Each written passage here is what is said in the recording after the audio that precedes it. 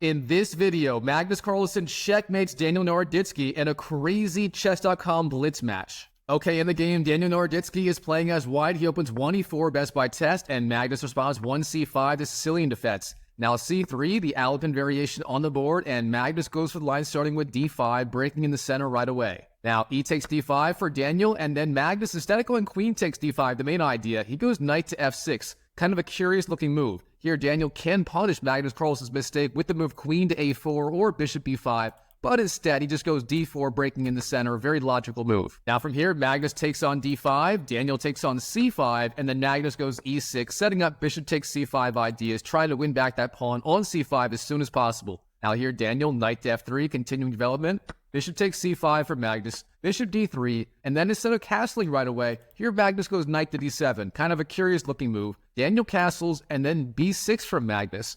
So here Magnus really wants to delay castling in this game, very interesting. Now Daniel, he has to find a plan, he's already castled. In the game he goes queen to e2, intending rook d1 next, very logical play. Now Magnus, queen c7, rook d1 for Daniel, and then bishop b7. And now here, Daniel Naroditsky, he has to find a good plan. He already castled. His queen and his rook are on good squares. In the game, he goes bishop b5, trying to put pressure on black's knight on the d7 square. And here, Magnus Carlsen, the best move for him is going to be short castles. That's a very logical, simple move to make. But instead, Magnus, he actually castles on the queen side with the move long castles. What an absurd idea. Here, that king is not safe at all on the queen side, but this is going to make for a very entertaining game. Here, Daniel finds the right idea right away. Bishop a6, trying to trade off those light squared bishops. If he gets that in, then black's kingside is going to be incredibly weak, especially on those light squares. Now here, the best move for black is going to be bishop takes a6, but Magnus does not do that. Instead, he goes knight 7 to f6, trying to bring the knight over to the kingside right away. And from here, Magnus may be intending either h6 and g5, or ideas like h5 and knight g4, trying to put pressure on white's king, especially that weak f2 point. Now from here, bishop takes b7 on the board for Daniel, king takes, and then g3. And this is just a very weak move. It doesn't do anything really to help white's position here. Maybe he's trying to guard the f4 square, stopping knight to f4 ideas, but that really wasn't that big of a threat. Instead, here Magnus, he has the idea of knight to g4, immediately putting pressure on that weak f2 point. But instead of that, he goes h5, immediately expanding on the king side and threatening h4. Now here Daniel, he finds the problem with this move, bishop g5 immediately. If Magnus went knight to g4 first, then bishop g5 would not be a possibility, as there is just too much pressure on that weak point on f2. But here instead, knight g4 is not possible, as then bishop takes d8 wins the rook on the d8 square. So here Magnus Carlsen, what should he do? In the game he goes h4, ignoring the better idea of perhaps bishop takes f2 right away, which, believe it or not, does work out. It wasn't played in the game, but if you like investigating different lines, that is definitely a move to investigate. Instead, h4 on the board for Magnus Carlsen. Now Daniel takes the pawn on h4, and then rook to h5, pressures the bishop on the g5 square of Daniel Naroditsky. So obviously, he's going to capture that knight on the f6 square. Knight takes f6, knight takes back for Magnus Carlsen. And now we have this tension with the rooks on d1 and d8 between Magnus and Daniel. So here, Daniel, rook takes d8, queen takes d8 on the board, and then knight to d2, getting that last minor piece into the game on the d2 square. Now here, Magnus Carlsen has a wide variety of ideas, but he goes for a move that I cannot comprehend, rook d5. Obviously, you are trying to put pressure on that knight on d2. However, here, after knight h to f3, obviously that knight is being perfectly defended, and it's not clear what Magnus accomplishes with that rook on d5. Of course, Daniel can go c4 at some point, putting pressure on the rook, so the rook will likely have to move very, very soon. Now here, Magnus, g5 is the move, expanding on the king side. Obviously, he wants to attack, and that is one of the best ways to do it. Now he's threatening g4, gaining more space, and pushing that knight off the f3 square, where it defends the knight on d2.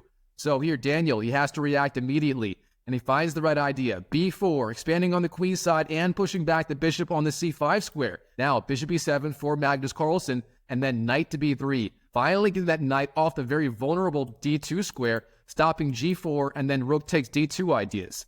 Now here, Magnus, g4 anyway on the board, knocking back that knight, and knight fd4 on the board for Daniel Naroditsky. Now Magnus, queen c7, continuing developing, and then Daniel, c4, expanding on the queen side. This move is a little bit premature, as it does weaken the b4 pawn. However, this is a blitz game, and Daniel is going for it on the queen side. Now here Magnus, he finds the right idea. Rook to e5, putting pressure on that queen on e2. Now here Daniel, where does he move the queen?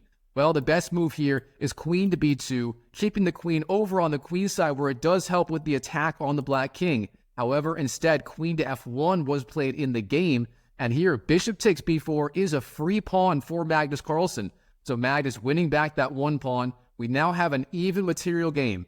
All right, Daniel Naroditsky, rook d1, bringing the last piece into the game, and then Magnus, rook to e4, putting pressure on that knight on the e4 square and defending g4 in certain lines. Now here Daniel, he has to keep the attack going on the queen side, and he has two good ways to do it. The first one is going to be c5, and the second one is a3, sacrificing a pawn to open lines on the queen side. Instead of that, he goes knight to b5, a logical move, obviously hitting the queen on the c7 square and threatening knight d6 in certain lines. However, it turns out to be quite a bit weaker. Here Magnus, he doesn't find the right idea. He goes queen to e5, and then Daniel, c5, blowing open the queen side immediately. All right, Magnus, rook to e1. That was part of the idea of queen to e5. Obviously, the rook being defended by the bishop on this b4 square and the queen. You can't take it. So Daniel, knight d6, giving the king a check, jumping in with the knight. The king moves to the c6 square. Then knight d4 also hits the king once again. King d7. And then finally here, Daniel, he makes a big blunder in this position. c6, giving the king a check, but he forgot the pawn was defending the knight on the d6 square. Here, after c6 check, black just takes the knight with the king. King takes e7, and Magnus Carlsen is temporarily up an entire piece. All right, Daniel, knight c2, the discovered attack on the king and the bishop on b4. What's Magnus going to do? Well, in the game, rook takes d1, then queen takes, then queen to d5, offering the queen trade. If Daniel takes the trade, then knight takes d5, wins back the queen, and defends the bishop on b4. So obviously you could not do that. Instead, queen to a1 on the board with the double attack, first of all, on that knight on f6 and the bishop on b4. Excellent move by Daniel Naroditsky. Now Magnus, bishop c5, the best square for the bishop. The bishop, of course, being very, very active on this diagonal, hitting the very weak point in white's position, that pawn on f2. Now here, Daniel, he wins back the knight. Queen takes f6, but Magnus, he is in control. Queen d1, forking the knight on the c2 square and the king on g1. The king moves to g2, but then queen takes c2, and here Magnus Carlsen is up an entire piece. Now here, Daniel, he has one last shot at saving the game. That is the pawn on the c7 square. If he can push that to promote to a queen on c8, then he'll have two queens against Magnus. So c7 on the board for Daniel. Now Magnus, queen to e4, hitting the king. King g1, then king takes c7. But here, Daniel, he's not done. Queen takes f7, hitting the king. His last chance now is just chasing that king down with the queen. Can he do it? King c6, queen to e8. Then queen d7, hitting the king once again on d5. Then the king moves, and queen to a4 hits the king and skewers the queen behind it. Of course, the king has to go to d5 or d3 to defend. So, king d5, queen d7, king e5, queen g7. Once again, Daniel chasing the king. King d6, queen f8, king c7, queen f7, king c6, king e8. Daniel is just not letting up with this king-queen chase. All right, king b7, queen d7, king a6, king c8, king to a5. And here in this position, Daniel Naroditsky is out of checks. There's nowhere he can move his queen to hit the king. And you know what that means? He has to waste a move. King to f1. But here, Magnus Carlsen, he has checkmate in 5 moves. If you like puzzles, go ahead and try to solve this puzzle right now and find this 5-move combination that Magnus Carlsen actually played in the game in this blitz match. All right, I hope you found it. Here's the key idea. You give the check on d3. Queen d3 hits the king. You force king to g1. Then queen to d1 check, forcing king to g2. Then queen to f3, forcing the king to go back. Then you take on f2. The king goes to h1. And then finally, you don't deliver the obvious check on g1. No, you add the disrespect with the move queen to f1.